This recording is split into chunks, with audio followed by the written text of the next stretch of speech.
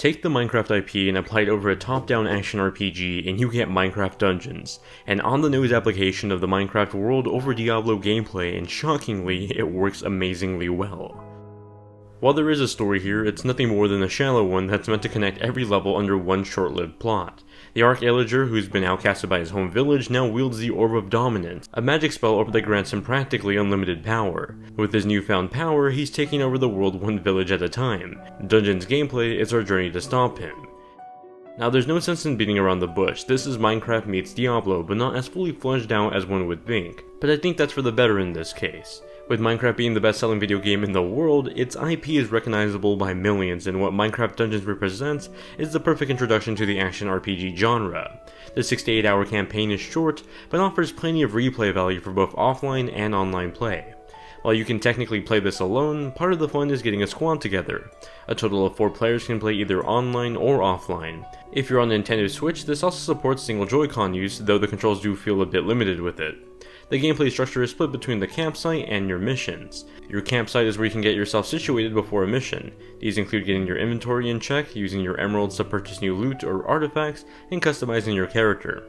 Speaking of which, at the start of the game, you're asked to select your character based on the already created skin. Sadly, these aren't classes, but just cosmetics. Either way, there are at least a nice handful to choose from. Upon selecting your character, you're able to use the items you've purchased or looted from missions. Each character has a melee weapon, long-range weapon, armor, and slots for 3 artifacts. Artifacts act as bonus items from the Minecraft world. A piece of wheat, for example, can summon a llama companion that can help you out in battle. On top of those artifacts, you can enchant your weapons and armor using the enchantment points you earn from leveling up as you would in traditional Minecraft. It is a bit weird that you can't craft much in a game that features the Minecraft IP. It's like making a Portal game but without portals. The RPG mechanics aren't as in-depth as other games in the genre, but there's enough here to make it fun to mix and match different loot. Every mission would bring me back some new loot and emeralds to further invest in my loadout. Seeing all the unique buffs I could enchant along with the powerful artifacts always made each mission feel rewarding. As for the missions themselves, they brought me across all sorts of vistas through the Minecraft world. The blistering hot deserts, the cold tundra to the underground mines, all entertaining to explore. The missions themselves brought across the large dungeons that offered plenty of enemies to fight and loot to find. Every mission had an objective marker that led me toward the end of the mission. Whether that's just reaching the end, finding a key to a gate, or rescuing some villagers, I was always kept busy. However, there's also plenty of side content in the dungeons, like taking an ominous corridor to find a wave of enemies guarding a chest. Sadly, there were some instances that felt like I was supposed to explore that hidden area only to find nothing there. Admittedly, it was a bit discouraging when this would happen, and it often led me to just avoiding the non-objective areas altogether. Regardless, playing through the main objectives was still fun. While these felt super easy at first, I quickly realized the increasingly difficult challenges that awaited me. Dungeons would continue to throw more and more mobs at me, only to get me sweating more and more. By the time my girlfriend joined toward the end of the game, we were raging at the number of times we ran out of lives. Every mission gives us 3 lives. Each death respawns us to the last checkpoint, and after we are out of lives, we're sent to the very beginning of the level. It's incredibly frustrating to end up losing your last life at the final dungeon boss, but Minecraft Dungeon is at least forgiving in the sense that it lets you keep your loot progress even after you die. In that sense, even if you die, you never feel like you did something for nothing.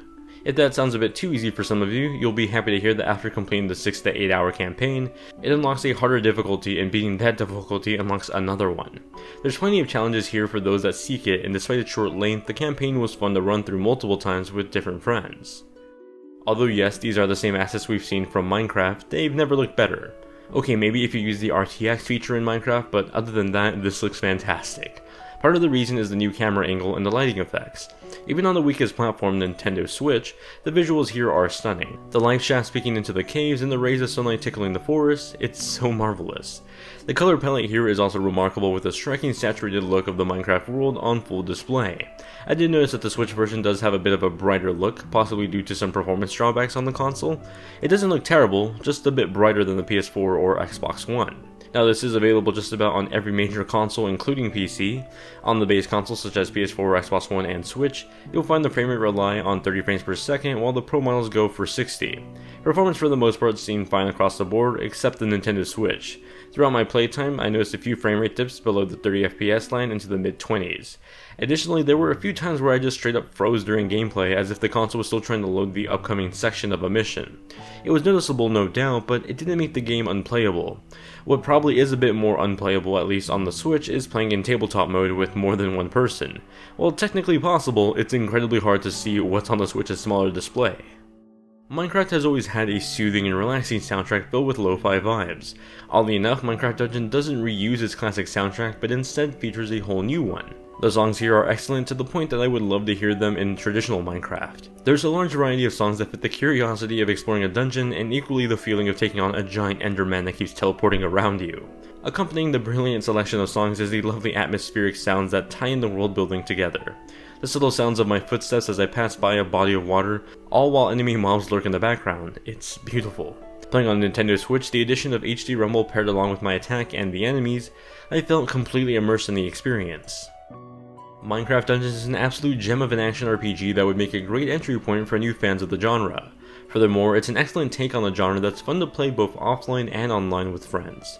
It doesn't have the same robust layer of strategy that other staple games may have, but there's enough here to keep anyone entertained. Performance can be a bit better across the board, but I'd be lying if I said it kept me from having fun. Minecraft Dungeons is a joyous new take on the genre that I hope isn't the last we see of the series. If anything, Dungeons proves that Minecraft's charm can go beyond the boundaries of the crafting world.